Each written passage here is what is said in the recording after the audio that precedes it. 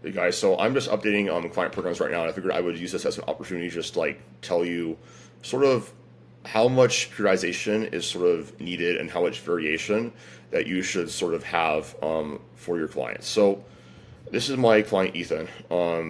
Basically, this past macro cycle is like the most productive one that we had ever done as far as training goes, and he was able to just smash his PRs. He added basically went from a 475 deadlift to a 530 deadlift in 4 months. He went from a 365 squat to a 405 squat in 4 months, and he went from a 275 bench to a 295 bench in 4 months, which is really really fast. And really, what I'm going to do right now is just show you like this is essentially I'm basically looking back at what he did, and I'm changing just very small things because in general we don't need to change a lot to get novelty in a program. I like keeping overall a general structure that worked for clients, and then only making very small changes. You don't need to totally revamp the program or a stimulus. Something that has responded well to something in the past. Just making small changes can be really, really all that you need to do. And really, what I like to do generally is only change top sets. So, for example, this first volume block that Ethan did, he was doing sets of 3 on his top set, and so I'm just going to do like a set of 4. And then we're going to keep his down sets the exact same. One thing I am changing though is his down sets is just adding 5 pounds per week because we are starting to make some bigger jumps on a week-to-week basis, and in order to control the fatigue a little bit better, because he is starting to feel a little bit more smoke towards the end of his blocks on his down sets. We're just going to be adding about 5 pounds on his primary days. But again, only one small change, and this isn't going to be enough to get enough of variation and stimulus for him to make long-term progress. Now, with secondary dairy periodization, I don't like changing a lot. So if you look at what basically we were doing back and forth is a set of 5 and then going to like a 3x6, and then instead of 4 and then a 3x6. Then we went back to that 5 and then back to a 4x, a 3x6. You don't need to change your secondary day a lot, and this is like sort of the new way of periodizing things.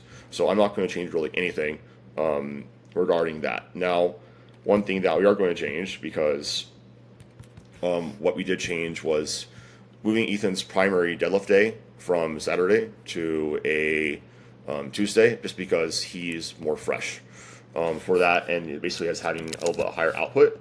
And I don't care what anybody says about SBD and like whatever. Like, yes, in the meet setting, like that's more specific, but in training we want to be able to maximize our primary days.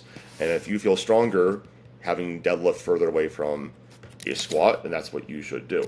So I'm just going to change this and copy and paste this to put this over to his primary being right here. He takes a lot of notes, but again, that's why the notes they're there for. He's a good client. Does his job consistently, and the results show. So again, he responded well to this in the past. So we did a triple. I'm going to give him a set of 4 or 2. I'll explain why when I get to the squat. And by the way, just like we're going to keep the same secondary day because that's what worked. Again, on this deadlift, we just went back and forth between 2x6 and 2x7. That's it. And then one set of straight leg deadlifts. So 4 there. Basically just changing his down set percentage back off, because basically, for every rep that I go, you go up or down, it's about 3% on the RPG chart. And the same thing here. We're going to add about 10 pounds. That should be enough to get him, fatigue managed, but still having a low progression. As long as that baseline is slowly increasing over time, block to block, we are good to go. And keep his accessories the exact same. Periodization doesn't really matter much for hypertrophy. You kind of just keep running the same stuff over and over again. The only time in which I would change a accessory movement for a client is if it's getting stale. What I mean by stale is they are feeling like they're getting like some, joint or connective tissues, or just they're getting bored.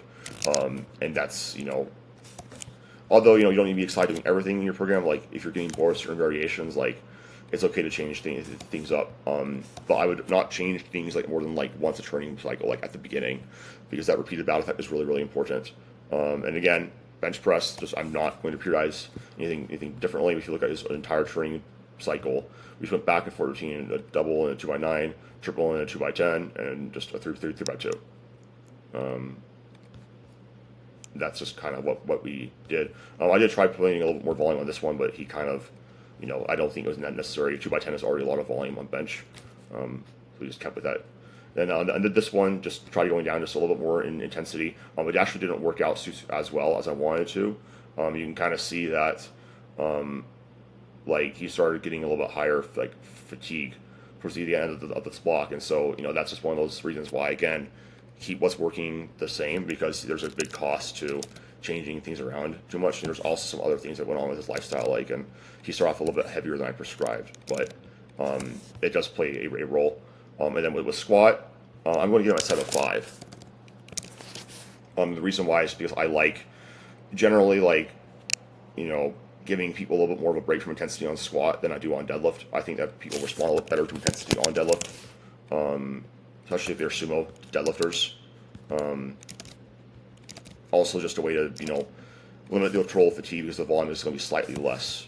But again, keeping the same sets of 7, and then 12% load, because again I went up to, we're going to add 5 pounds to 10 pounds, so I went up basically 2 reps, so we don't need to have the same percentage back off.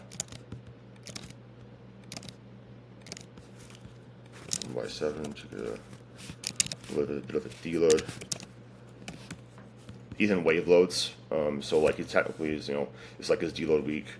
I think he has a peak in about 4 weeks, and then he is cutting, so we might need to change some of like his accessory volume depending on his recovery. But again, I'm not going to change that unless he is starting to present with some recovery issues, and then we would lower down accessory volume, because his priority is his strength on the SBD.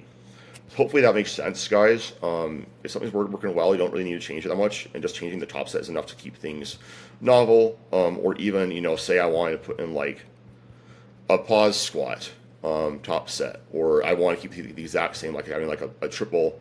I could literally just put in a pause squat, and that's just one small change. And in general, just one small change is enough to get people to keep making progress. But keeping track of what's worked well for clients for their overall macro cycle design is my job, and making progress as predictable as possible. So if you guys are looking for something similar with your coaching program, having somebody that is constantly on you, holding you accountable, puts this level of effort into your training and attention to detail there.